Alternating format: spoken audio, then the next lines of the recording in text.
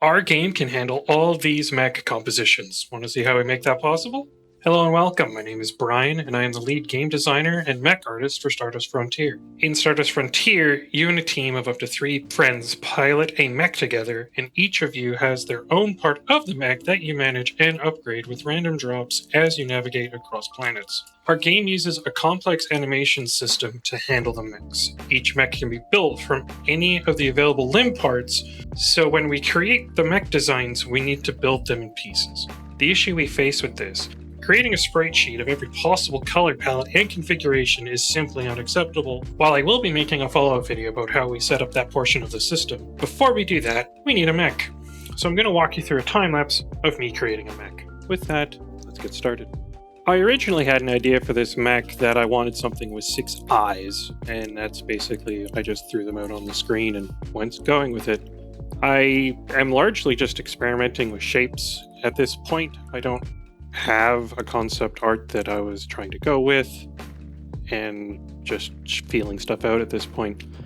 I very much like putting the appearance of bolts, as you can see right there. Quick make a box. The side is front facing and is going to be the majority of the side of the entire mech.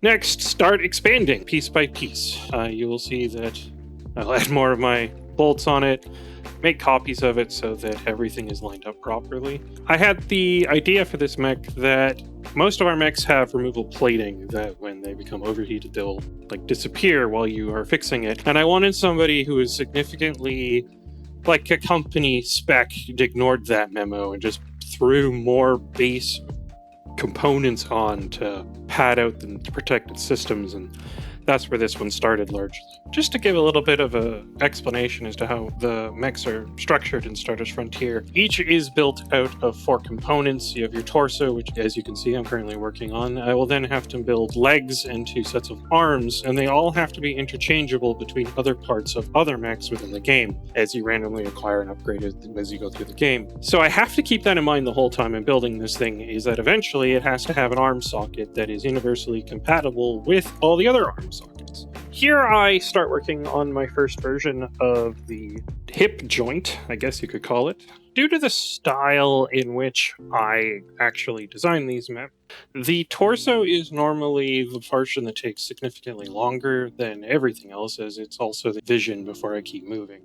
So there's a lot of back and forth figuring out what I'm doing, what I'm actually wanting this to look like. Right now, the only guiding principle I have is throw more chunky stuff on this thing as much as I possibly can without actually throwing on the armor pieces. Working on the inner connectivity between the main torso and the hip right now.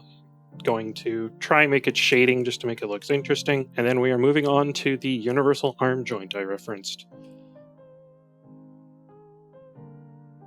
Shading, sizing, and everything has to be figured out on the fly without having reference to concept art. Here's me again, carefully measuring out to make sure everything is level in the isometric view that we build our art in. And more shading, experimenting, trial and error, get everything correct.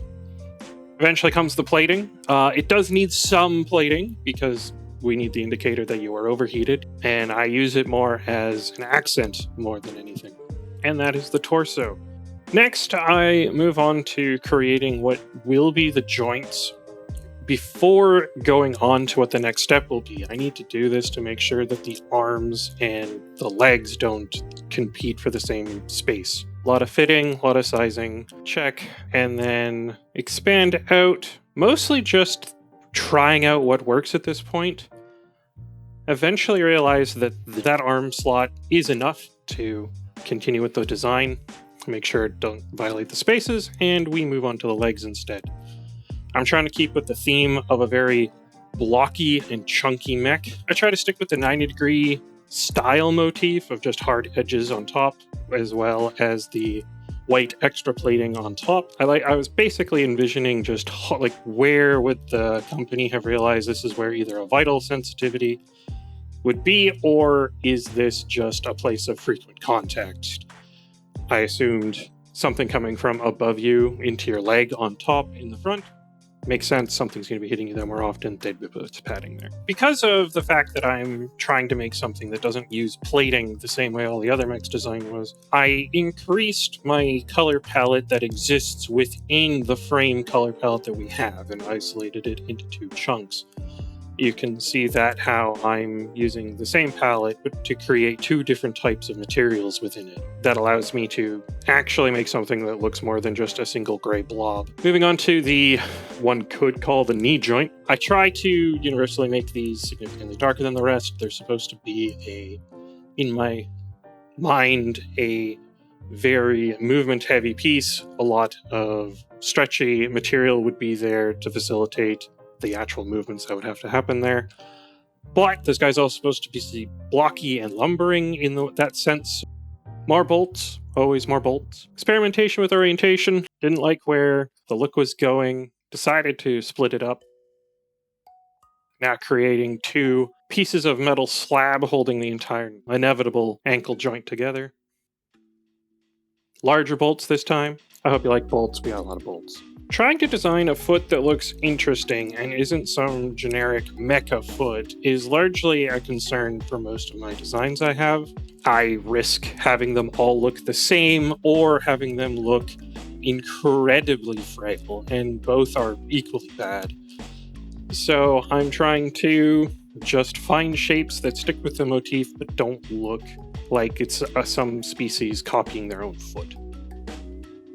Decided to go with 2 separate blocks being held together by those blocks, one for stability, and it would be the one in the back, and the one in the front for just, I guess you could call it balance. Sizing, because it looked way too like a clown shoe.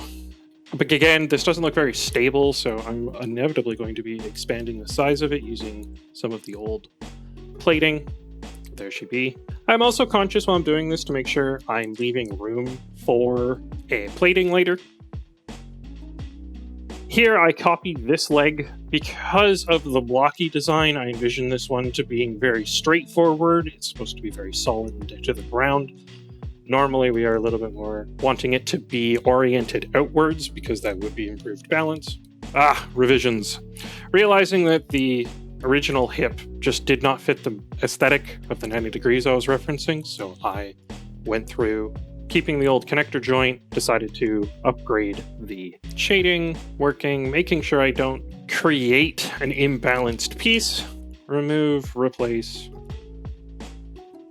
This is why you'll see that I maintain so many different layers, is because I know that I'm going to be coming back and doing some tweaks.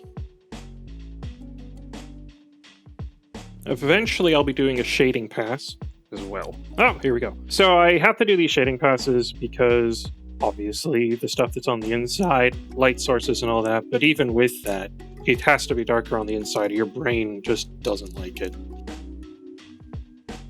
Finally, legs are finished, we're moving on to the arm. One of the things about bulky robots in my mind is you can't have overly bulky arms that are the same size as the leg. That doesn't really make sense. Obviously, you wouldn't structurally be able to hold that up, and my brain just doesn't like it. So while I try to maintain the blocky aesthetic, I do consciously try to make sure that they are not the same weight overall. Here I'm just experimenting with how I want the connector to look. It's a large process. As you can see when those things zoomed out, that connection doesn't look solid. So that had to be fixed pretty promptly. I feel like my angles are too soft on the shoulder, apparently.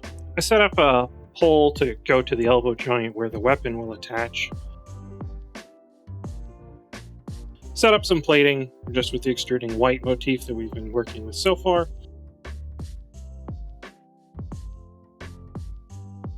Realize it doesn't look very interesting, kind of flat and boring. Opt to go with a extruding, I have no idea which that shape is. Fit it all together, layers, more bolts, always more bolts. Realize the arm is simply too frail, doesn't really make sense. It's just a single pipe. That doesn't how a machine would work. Opt to beef it out a bit, make it look like it's more like a mechanism. Opt for a double pulley system. This is actually a standard mechanism I have. I imagine that 2 arms with hydraulics could rotate a ball joint within a weapon relatively easily, at least in my pseudoscience mind. Again, copying the arm over and then manipulating it so that it actually makes sense, trimming down the existing one to make everything fit. I realized at this point that the arm shoulder joint was just too extruded and was too exposed for the overall blocky aesthetic I was trying to go for. So I decided to remove them and bring the shoulders in. I'm also realizing this is a very squat mech compared to our other ones. Use my guide, make sure the heights and everything are quasi the same. Using Ace-Sprite's rotate tool right here, absolutely amazing. And I move on to experimenting with plating. Very quickly realized my top one is not a way to go. A reminder, we need plating to be present on the torso, legs, and arms. So I will be doing a pass on the bottom part to collect how I want the plating to look there. I wanted the legs to be bulkier. If you've already completely plated out your front piece, your legs are the only piece that actually required that much maintenance at this point. Our lovely little template blue. All my mechs are created with this palette, and our system can then dynamically change their colors to the different mech palettes that we have inside the game. I was running into the problem where all of the plating was in the front every single time, and while that probably would have made sense from a pure design point, it didn't look very interesting. It made everything look kind of samey. And it would also mean that when you're overheated, your toe cover would be gone, and I was just not into that. So the main mech design is now completed.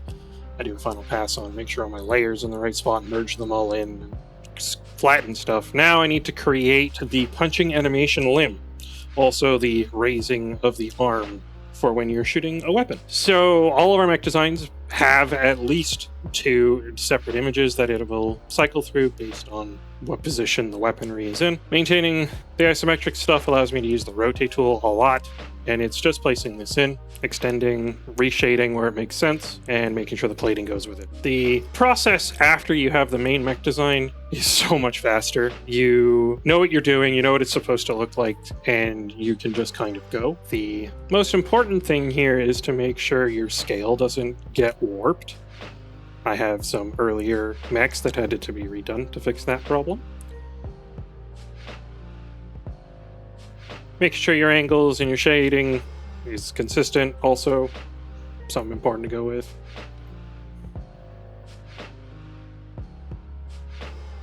Make sure the rotation is correct. That single line that you see there is possibly one of the most important things when I'm doing this, making sure everything is level, because your brain will focus in on discrepancies and recognize them instantly. And that brings us to the end. Thank you for checking out the first of our pseudo devlogs. This was my first time creating a video, and I aim to improve with each. Check out Stardust Frontier on Steam and drop us a wish list. Also, we have a demo coming soon, so look forward to more info on that soon. I'm Brian, and thank you for watching.